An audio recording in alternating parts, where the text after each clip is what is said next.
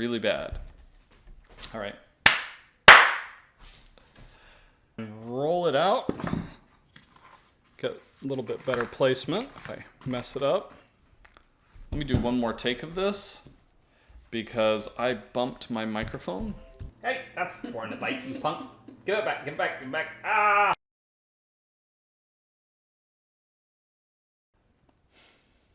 Hello, today I'm going to take you through my process of making sourdough bread. My process is very closely copying another process, which is the one that taught me. I'm going to put a link down below, so please check that out first. It's amazing. That's going to be kind of foundational for what I'm showing here. It's roughly the same, but I'm just showing how I modify it a bit. It's not an exact science, it is an art. Is it too humid? Is it too dry? His measurements were 200 grams of starter to 200 grams of water to 200 grams of bread flour. With my sourdough that I'm keeping up every night, I do 205 grams of the flour, and it seems like a little thing, but it actually changes the consistency just enough so that it works really well and it doesn't give me problems with the rise of my sourdough the next day when I'm actually using it. My water here is city water, and it is very, very chlorinated. I have to stick my water in a jug and leave a towel over it so that it can dechlorinate, so that it doesn't cause any issues. So that's something, if you're on city water rather than well water, you may want to look at.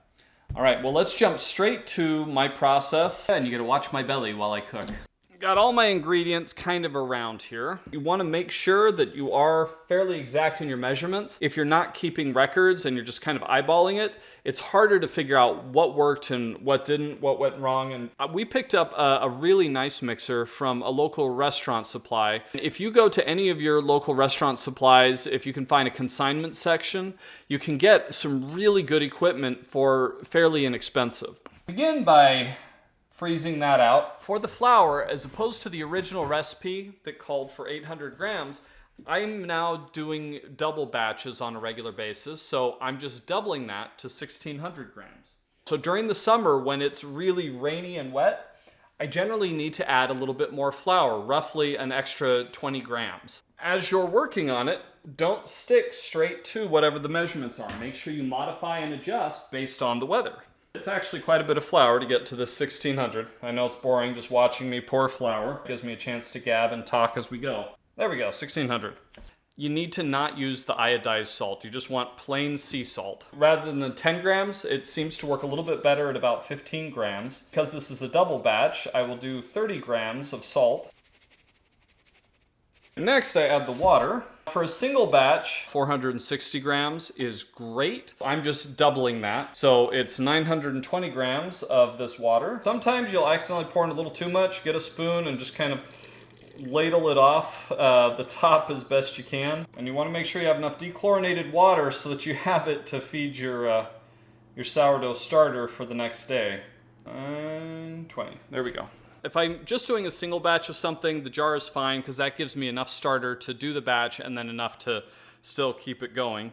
When I do a larger batch or a series of batches, I will actually create more, so I just put it in this open container. If I do a double batch, this works wonderful. If I do a single batch, I once again have to add a little bit more flour, so probably like an extra 10 grams, even if it's drier weather, because this has less of a moisture release. I can use the measurements closer to what were in the original video with this, simply because it's open and it dries out a little bit more. A single batch is 320 grams of the sourdough starter. I double it for 640, pour it in to get 640 grams.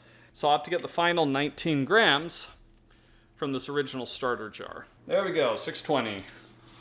The slight change that I've got is that instead of doing the mixing for 10 minutes, it works best in my area if I do it for 12 minutes. Little things tend to change how well it works. So for yours, start with the base recipe that he's got, but then play around with it. Change your mixing time higher and lower. Change your water just a little bit higher or lower. Change your flour level a little higher, a little lower. Try things out and experiment to find out what works for you. Now that it's mixed for 12 minutes, I just need to transfer from here to a flour dusted bowl. And as you work with different sizes, you'll find stuff that becomes your favorites for specific tasks. Certain bowls work better than others for things, and you just kind of get into a groove with it. Making sure your hands are clean and dry. Just kind of scrape it. Get it moved over. Get the last little bit. And then we begin the process of the first proofing. Get a towel or linen and wet it, wring it, and then that's what you're going to lay over top to keep it a little bit moist. My adaptation is that I don't have a nice fancy place to put it. Instead, what I do have is my daughter's room upstairs. Stick my sourdough in there to proof because I can turn on a little ceramic heater that's up there. We keep our house around 72 degrees, and so I raise the temperature to about 76 degrees in one room, and that's where it proofs. This first proofing is going to take 3 hours, and then I'll come back and we'll do the prep for the second proofing and go from there. So I had 2 notes right now. The first is that if your linen is not perfectly beautiful and sparkling, shiny new, that's okay. The white linen that I use when I'm cooking or when I'm baking and that I use to cover things, they stain over time, and that's all right. As long as they are clean, you're good to go. Also, wash your hands regularly. That's kind of part of the first thing. Work with everything clean. It just doesn't have to be spotlessly beautiful. The second thing is if you are a guy and you're working with sourdough or making dough and baking at all, keep a fingernail scrub brush next to the sink, and as soon as you're done with a part of the process, go and immediately scrub the back of your hands. Otherwise, you have your hobbit hands with the hairs growing off the back. That dough will dry and harden, and it becomes painfully miserable to pull it off as you tear hairs. So remember to scrub your hands regularly. The dough's been proofing for about 3 hours now, and so now I'm ready to move on to getting it ready for the second proof. I started by using glass bowls and plastic bowls and tried a few different things. I did end up finally investing in some of these proofing baskets. Now this is primarily what I use when I'm doing the bread. I want this kind of basket for the sourdough loaves simply because even though I put the wet blanket on top to keep it moist, it ends up drying out the bottom just a little bit so that when I flip it over after the second proofing and cut it to put in the pan, I'm able to get some clean marks in there. So I'm going to begin by just coating with some flour down here. I'm just scraping across to clean it up. I'm just kind of pushing it out a little bit. I don't want to flatten it. I also don't want to fold it too many times. I'm just trying to get it kind of clean so I can get a clear idea of where I'm splitting it. Now, first of all, I'm splitting it in half because I'm doing a double batch. With the original recipe and approach, it was a single batch for 2 loaves, and then I will split it in half. You don't have to get one of these. I simply will sometimes just grab and tear, but it makes it nice when you're doing a lot at a time. Makes it a little bit cleaner for measuring it out. Okay, it doesn't take a lot. I can take this, fold it over, take it again, fold it over, take it again, fold it over, and then I flip the whole thing over, and I just do this motion where I'm pushing in the bottom, and it tightens that top surface a little bit.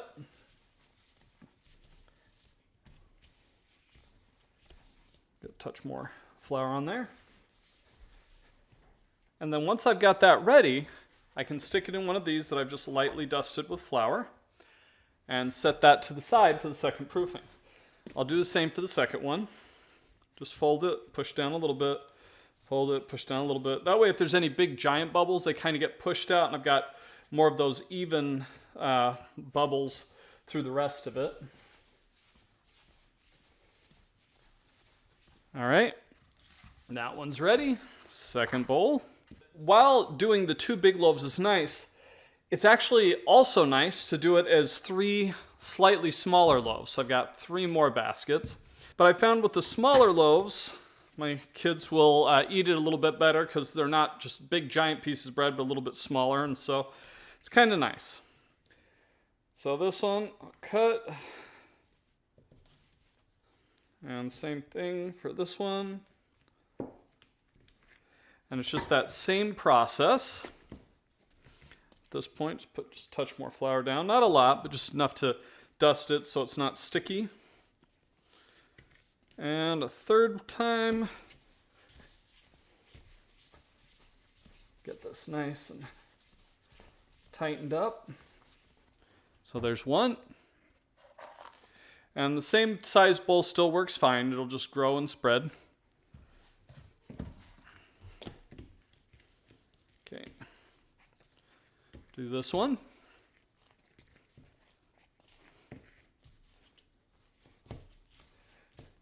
Get it on that floury spot. Set that one down, set it to the side. So a little bit more, not a lot.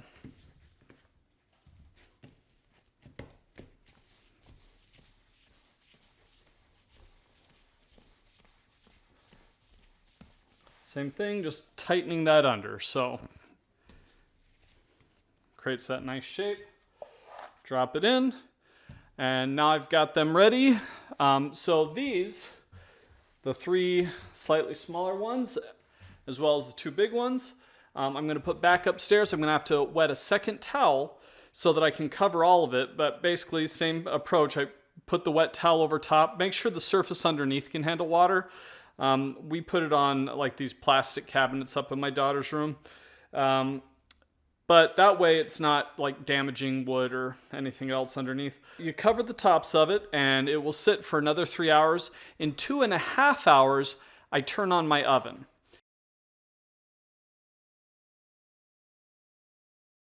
And I also made sure that I put in a pan to warm up so that when I actually put the sourdough in, I'll be able to pour water in there so it'll help steam and allow the sourdough to expand and grow. Now we're going to go through the process of prepping it to put in the oven, and then I'll put the first batch in the oven, and then I'll do the same thing again in a little bit. To prep the pan, I'm going to put some cornmeal on here, just spread it out. And then I can take each of these and gently try and roll it out. And then I can take a razor, a nice razor like this, and I cut in because this allows the moisture to escape as it's cooking and allows it to expand. And there's a lot of other ways you can cut it. I've seen spirals and all sorts of fancy stuff. But just for simplicity's sake, I'm just going to do this really fast and just clean cut deep. If it's too wet, that's why I like these baskets. If it's too wet, then you won't be able to get a nice clean slice and it'll just stick. But by having it dry out just that little bit, you can. And I take it over to stick it in the oven, and then we'll put water on it to steam it. Is this in?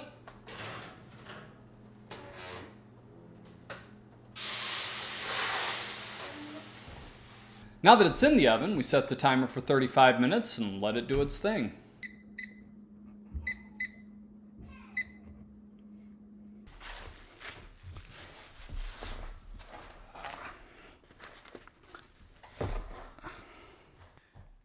And then we'll do the exact same thing as with the last one.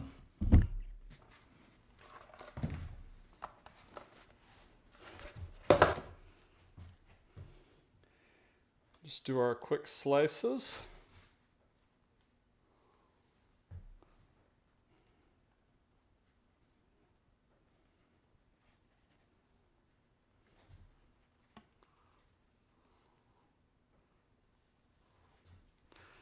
There we go.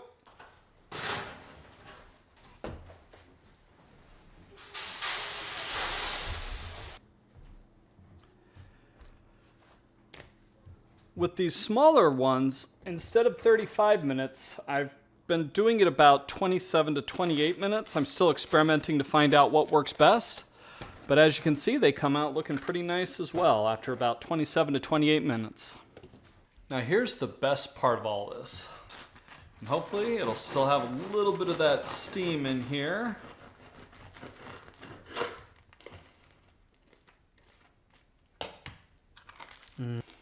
Enjoy!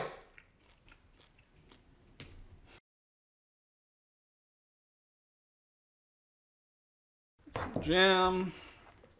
I need to get another batch of goat cheese.